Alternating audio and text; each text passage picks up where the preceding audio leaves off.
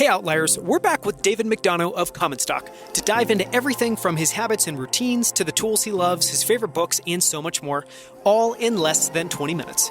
Let's jump back in with David. David, welcome back to the second bonus portion of the interview. Thank you so much for the extra time. Of course, glad to be here. So just to build off, I always like to ask some opening question that kind of connects this with the main interview, and we just spent almost an hour talking about Commonstock. So the kind of question I wanted to ask you is, how has being a part of Commonstock, being a part of that community, using that to follow other people, to share your investments, changed the way you think about investing or changed your investment returns? Just kind of insights there, I think would be really interesting. Yeah, in a multitude of different ways. I can think of a few examples. It has given me exposure to assets and even asset classes that I didn't know existed. For me, a lot of it is discovery of certain crypto projects or equities or ways of thinking about the world, thinking about Coinbase being underpriced because the market is worried about fee compression, learning about Mike Maples, one of our investors, wrote a great article about Filecoin, which I had never previously known about, and it was interesting to dive into that. It's changed the frequency with which I transact. It's changed the way that I view my portfolio side by side, all the different asset classes, options, equities, ETFs, and crypto. Now seeing the discussion about NFTs, being able to have a finger on the pulse of what people are buying and selling, seeing what's trending, seeing Dogecoin, right?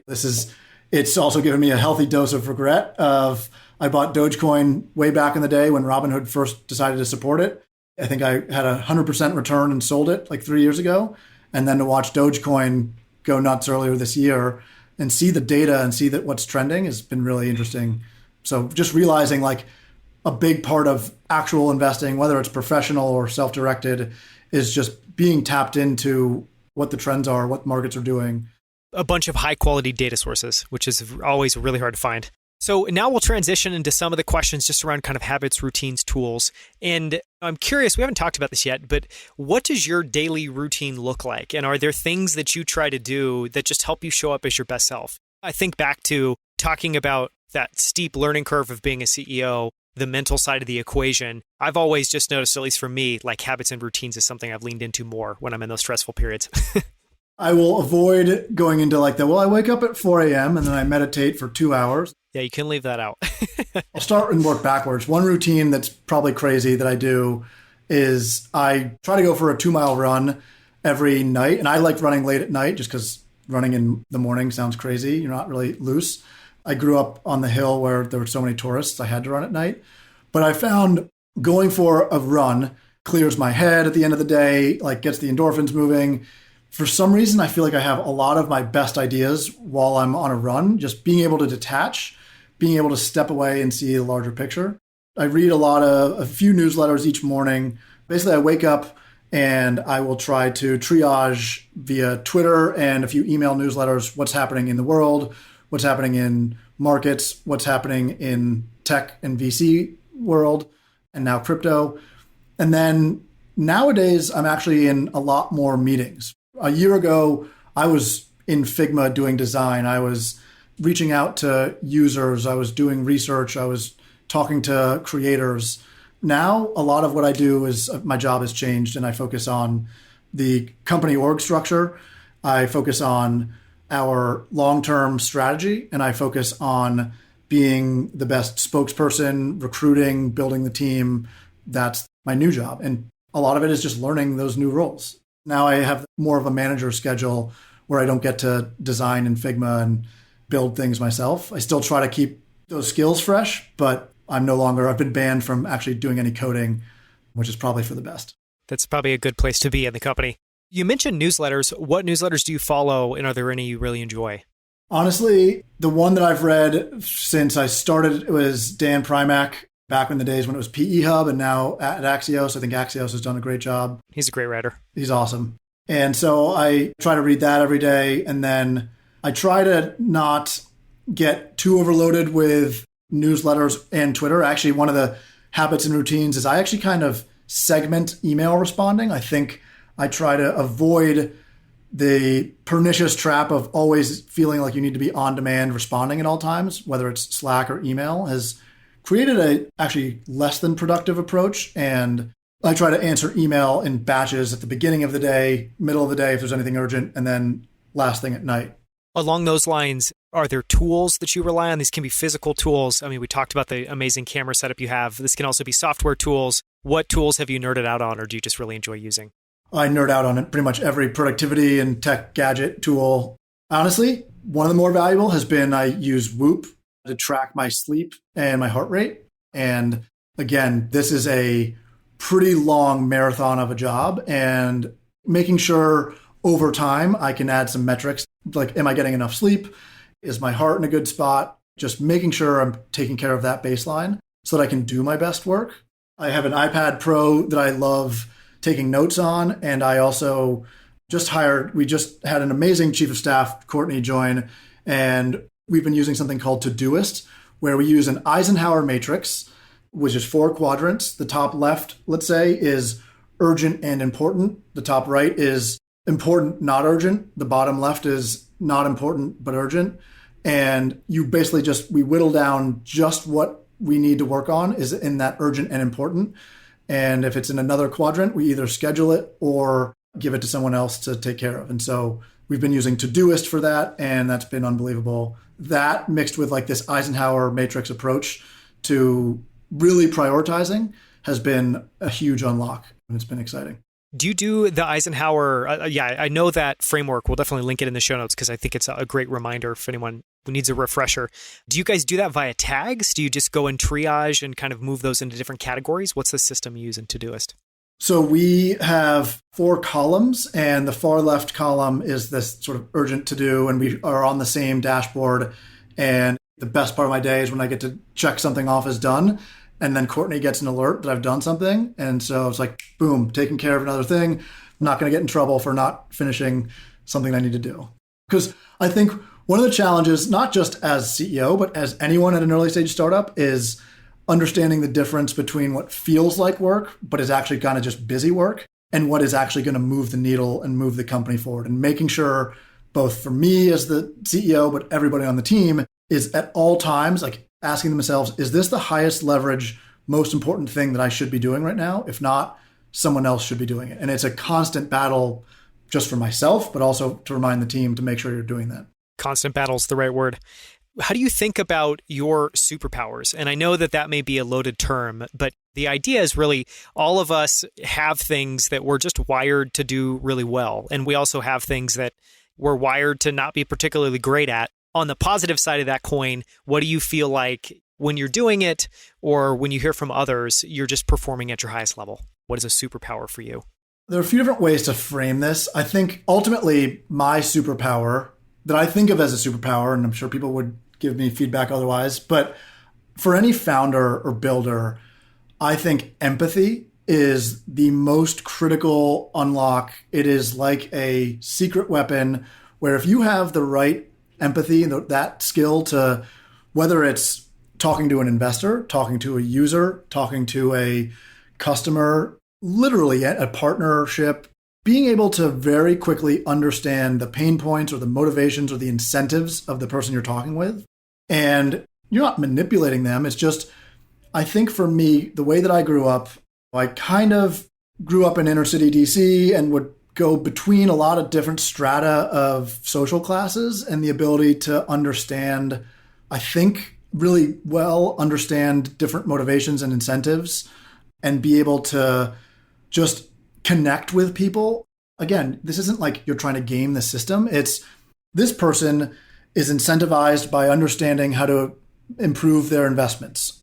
If you have that empathy, which for me, it played out in being able to empathize with this mass of regular self-directed investors who were tired of being told they can't do this and wanted to learn and directly participate in capital markets, which is a great thing.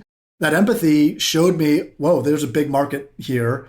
That empathy gave me the ability to talk to investors. It's frankly, empathy is a fancy way of just kind of talking about sales. Like anytime you need to close somebody, you just genuinely build a relationship with them and understand what makes them tick, what makes them happy. You don't need to be like the traditional boiler room salesperson. It's just, hey, I want to build rapport with you. I think you're interesting. Hopefully I can help you accomplish something. Here's what I think I can do to help you, and tap into the drive of the person you're engaging with.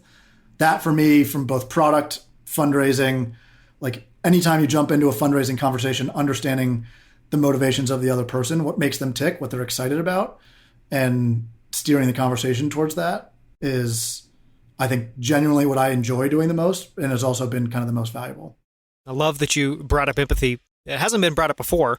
And yeah, I think you're totally right. It's not a tactic, it's a state. And if I think about in my life, I think all of us want to build great relationships, not just with our significant other and the people that are really close with us, but the people we engage with every single day, the investors we bring on our cap table or the companies you invest in. And so I love that answer. On the flip side, what do you struggle with just personally, and how have you gotten better at that over time? Or how do you kind of, I don't know, put checks and balances in place on yourself? What I struggle with, I think this is a cop-out, also a power, but like I've got so many ideas. I am your classic, you have a gazillion, I'm an ideas guy. You gotta let me fly.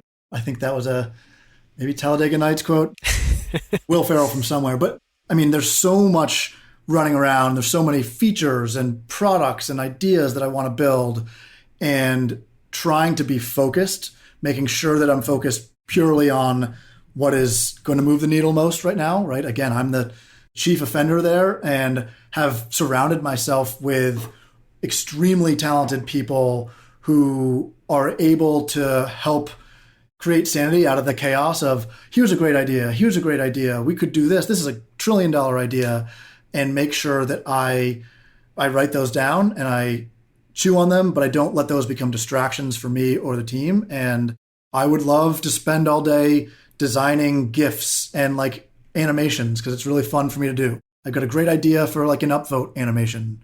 Not a great use of my time, not the most important thing right now. So being aware that my job is changing and that I need to give away my Legos to trust other people who can do those things better, and also focus on the things that really matter the most. Yeah, that's really well said. It sounds like this is something you've clearly thought about, worked on a lot, and I'm guessing you've had coaches or other figures that have helped you with. I have a great coach and clearly have gotten a lot of feedback from other teammates. Yeah, well, and I empathize because I think I'm wired very similarly. I'm curious, and I'll ask both these questions at once. We kind of separate them out, but for some people, one resonates, maybe the other typically doesn't. But, you know, if you think about either critical figures in your life, and these could either be historical figures that you just looked up to, you read about, you just really admired, could be figures that you have close to you, or it could be books. Like, are there figures, historical, personal books that have had an influence on you? And what's that influence, and what would you recommend to others? I have to give a shout out to my parents. Obviously, they're the ones who wouldn't be here without them giving me sort of all the opportunity in the world. And definitely non-traditional parenting, probably, but it set me up really for success. And they did an incredible job in terms of giving me the freedom and the leeway to do whatever I wanted. And as long as I did it with all of my best effort and ability, they're fully supportive. Let's see, historical figures, modern. This one is I think Elon is a very polarizing figure that I think is fascinating, because he is someone who has had all of these very big swing ideas and has been able to execute on things that really move the needle. I also think there's probably room for improvement in how he communicates them and how he shares them. I think taking really big bets, despite how challenging they are, if they're going to try to change the world and improve, again, these cliche sort of really make the world, and not even this world, other worlds, a better place. One book that I loved is Finite and Infinite Games. And I was talking about this weekend. There's a movie called Arrival that on the surface is about aliens, but it's about so much more. It's about basically the idea of our concept of time and the nature of life, where let's say you knew in advance that I don't want to add any spoilers, but you knew in advance how challenging a startup would be. It might not work, but over the course of that journey, you are going to impact so many different people and improve people's lives. Would you still do it? Is it worth it? Right? If you could see how your life was going to play out, what would you change? What would you do the same in terms of minimizing those regrets? As a politics junkie, I'll avoid getting too deep into politics, but there are definitely certain politicians and presidents that I think have had a profound impact on changing things for the better. I think Obama, for a lot of the flack that he gets, did an incredible job trying to change healthcare. It was a massive challenge, and surely there's a lot more room to improve it. But things like that, taking big bets that move the needle, to me, and that's on both sides of the aisle. I believe the same thing. I'm pretty much right down the middle. But I think those are things that I get really excited about. That's what gets me fired up to do all the hard work, is to really try to improve and change things is exciting. So, and I love that through line of just really admiring and appreciating people. Maybe just appreciating's the best word. Appreciating people that can take big bets, especially in public, because I think that all of us have ideas that we think are profound or have visions of ourselves and what we can do that excite us, or at least most of us do. But I think to do those in public, to get all the flack for them, to have people pile on with kind of negativity and hot takes when you're still executing on it, and to persist through it and to continue to build stuff, I think is really, really impressive and is an underrated skill in some ways. We always ask the same two closing questions, and I'm really excited to hear your answers to these. The first one is, if you can share a favorite failure, and you can take that any direction that you want, I think something that maybe from the outside looking in probably wasn't a success, but for you was a huge success for one reason or another. Honestly, a lot of my best failures have been jobs that I didn't get, which at the time felt crippling and like, oh my gosh, my career is over. From going to medical school or getting a job on Capitol Hill, I can point to so many different jobs that I were like, this is my dream job. If I get this job, I'm set for life, and didn't get those jobs, didn't get a job working in politics. And it opened the door, in hindsight, for me. I've been rejected constantly from both fundraising, career-wise. I actually, when I was at Google, all I wanted to do was work at Google Ventures. I would interview constantly, would try to position myself, thought it was the coolest, best job I would ever have. And I just didn't have what it took, and never was able to really get past the interview stage, probably deservedly so. But that ticked this fire in me. Well, you know what? Maybe they're right. I haven't proved myself. I need to build something. And so I started building little venture websites, and then all of that snowballed into what's now Commonstock. And so getting rejected by Google Ventures, getting rejected by every other VC firm that I wanted to work for, I was like, all right, you know what? Screw them. I'm just going to go build something myself, and they're going to have to give me their money, and then we'll see who gets the last laugh. And I'm petty like that. And so it's turned out to work okay so far. Yeah, we all have that side, and it prevented you from being a boring venture capitalist. So that's the upside. And then, on the flip side, we always ask people this question: what is your definition of success? When you think about it in kind of totality, kind of zooming out from just what you're building. My definition of success is, I think I touched on this earlier, impacting as many people as possible in the biggest way possible that I possibly can. And I think that is just what gets me fired up to go to work every day is, can you, whether it's improving one person's life on a daily basis or hundreds or thousands or millions, that is something to me that's money and physical things are just not exciting. And I know that sounds super cliche. I bought a used car last year, and it's exciting for like the first week or month, but no matter what, those things are going to get old. It never gets old hearing like, hey, you helped me improve my knowledge, or you helped me improve my portfolio or make more money, or you helped me buy a house. And like, even if Commonstock doesn't become financially rewarding for me or our investors, same thing with our team. Helping our team, there are a group of people who have rerouted their lives to join this crazy mission, and will do literally anything it takes to help improve their knowledge, to help improve their lives, to make sure that they're looked after, right? And have a good positive impact on their lives, have a good positive impact on our users, ideally on our investors as well, and the people who invest in our investors. I think that's the scalability, like the exponential potential for impact, to me, is why I love startups. Is there's the chance for me to create and have almost exponentially increasing impact on people that is really challenging, but very rewarding. And that's how I kind of measure success is the number of people that I can positively impact. And it might be a few people, it might be millions, hopefully by the end of the day, but that's what I love doing. I think you're at the right place, right time with Commonstock, and I love what you're building. Thank you so much for all the time. This has been just one of the best interviews, so I really appreciate it, David. Well, likewise, as you can tell, I love rambling about this stuff because I get so excited, but thanks for having me. Great to jam. I'm happy to chat anytime. If you haven't yet, listen to David McDonough's deep dive interview on Commonstock in episode 44. For links to everything we discussed, as well as our notes and takeaways from this episode, visit outlieracademy.com/44. There you can also find more incredible interviews with guests like Scott Belsky, Kevin Kelly, and the founders of Titan, Rally, Primal Kitchen, and so many other great companies. There you can also sign up for our free weekly newsletter, Outlier Debrief, where every Friday we share a few highlights from the latest episode, as well as our favorite articles, headlines, and moments from that week. Thank you so much for listening. I'll see you right here next week on Outlier Academy.